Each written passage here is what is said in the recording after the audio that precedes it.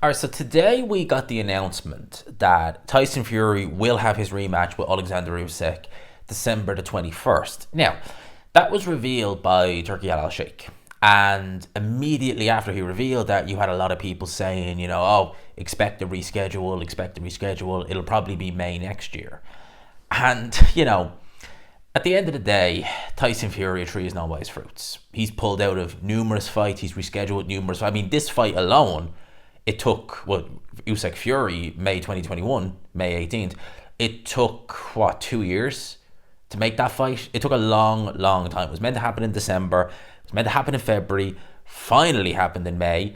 So I understand where people are coming from when they're saying this fight's going to get pushed back. This fight's going to get pushed back. And yeah, I wouldn't rule it out, but I think this fight probably will most likely happen in December. Now, I could be proven wrong. I could be proven completely wrong.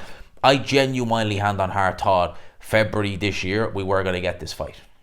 That's why when it was announced that Fury suffered the cut, it was such... that's one of the most gut-wrenching moments I've ever had as a fan of boxing. Because we were, just shy of a week away from it? Or a little over a week, thereabouts. Maybe a fortnight. We were close. And it was just really?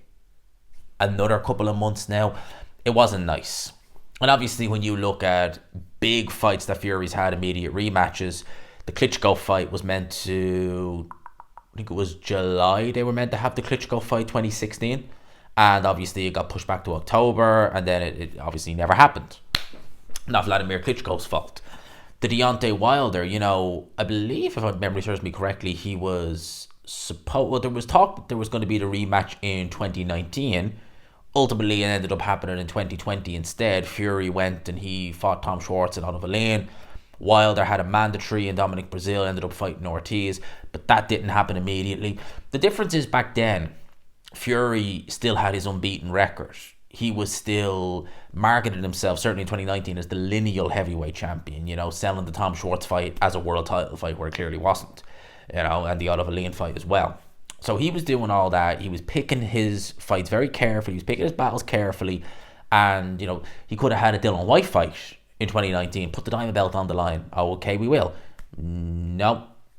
Still ends up going to fight Tom Schwartz. Now, again, easy to look back in hindsight and say, well, he fought Dylan White in 2022 as a mandatory and he beat Dylan White. Yeah, 2019 though, I'm not saying Dylan White would have won, but it would have probably been a lot more competitive because that still wasn't a Fury firing on all cylinders. If he fought him in the first half of 2019, that probably might not have even been a year since he was returned, since he had his comeback, and Dylan White was a lot fresher. He hadn't been knocked out brutally by Povetkin, so it could have been a bit different. Anyway, Fury has history of dragging these fights out. If it should happen this time, you might want to add another couple of months or maybe even a year onto it. But again, that was back when he was trying to market himself. He was trying to, say that Tom Schwartz versus him was for a mythical lineal heavyweight championship. He was 2023. The fight everyone wants, Francis Ngannou. Frank Warren was saying game changed. Wasn't really. He's had a habit of trying to make as much money as he can, cash in on the O, and pick his battles very carefully. Now, at this point in his career, he's an aging fighter. He's taken a loss. And I think at this point, there probably isn't that much really that he has to look at and say, I need to pull out because I need more time for this, for that. The O is gone. He was comprehensively beaten by Alexander Usyk. I know the scorecards won't tell you that, but as I've said, scorecards, a lot of them don't tell you how a fight went. I mean, you go, one judge scored Canelo versus Triple G 118-110 to Canelo. That would imply it was an easy fight for Canelo. It wasn't. Many people felt like he lost that fight. Callum Smith versus John Ryder. Many people will look at the scorecards, they'll tell you that was an easy fight for Callum Smith. It wasn't. Thought he lost. So scorecards, a lot can be read into them, sometimes too much, but it was a fairly comprehensive win for Alexander Usyk. Apart from a couple of rounds Fury had in the early part, it was Alexander Usyk. So based upon that, I would imagine he will just take this fight. He might see it as one last payday. Bob Arum has been talking about the Anthony Joshua fight happening regardless. Maybe he's just looking at this thinking, you know what, the Joshua fight, maybe he needs to just have one last dance with Usyk before getting the Joshua fight and sailing off into the sunset. I think at this point now in Fury's career, now that the loss has happened, he's probably not going to be. And if you think about it like this, right, from 2022, certainly last year, he was really trying to wait and age Usyk out. And you could argue that backfired spectacularly on Tyson Fury, because what he ended up doing, it looks like anyway, was aging himself out.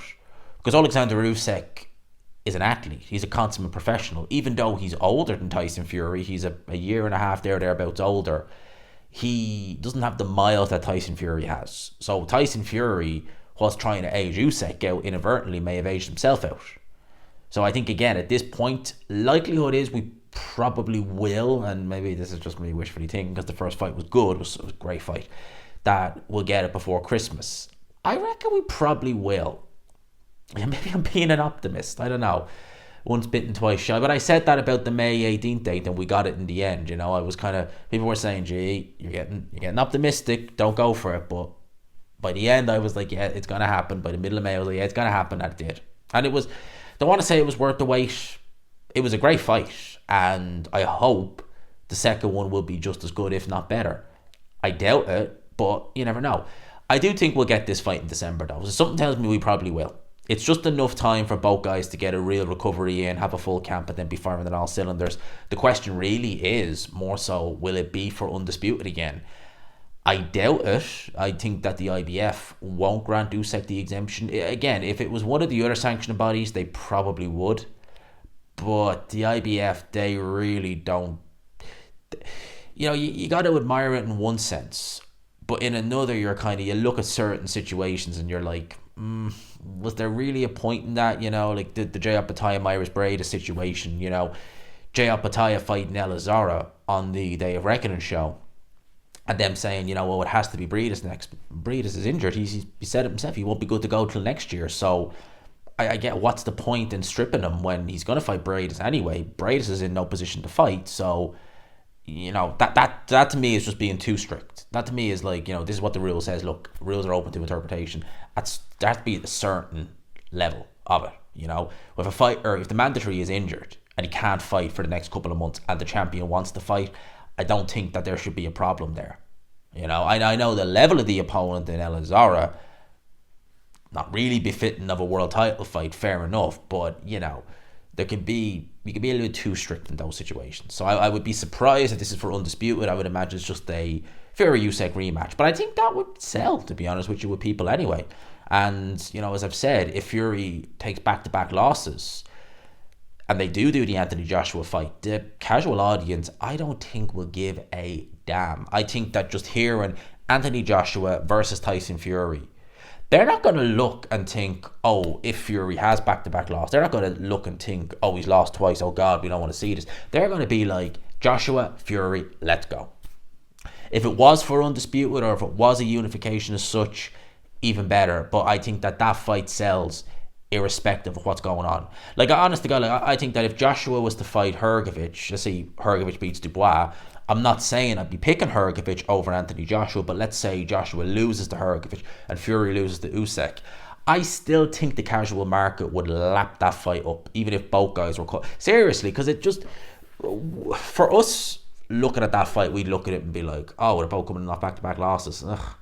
It's kind of the Amir Khan Kell Brook thing, where both guys coming in off the back of, well, Amir Khan was coming off the back of a win, but it was against Billy Dip, a career lightweight, career super featherweight, that really. And Kell Brook coming in off the back of a loss. The casual stance fans still lap that up. And Fury and Joshua are much bigger names than Amir Khan and Kell Brook. So I think that they would. I think they'd lap it up. I do. Anyway, that's my thoughts on that. Let me know your thoughts in the comment section below. I ended up talking about Joshua Fury when it's about will Fury go ahead with the Usyk rematch, which I expect him to. If I'm wrong, so be it, but I expect him to. Let me know your thoughts in the comments below. I hope you enjoyed the video, people. Smash the old like button if you could. Subscribe if you haven't already. Peace.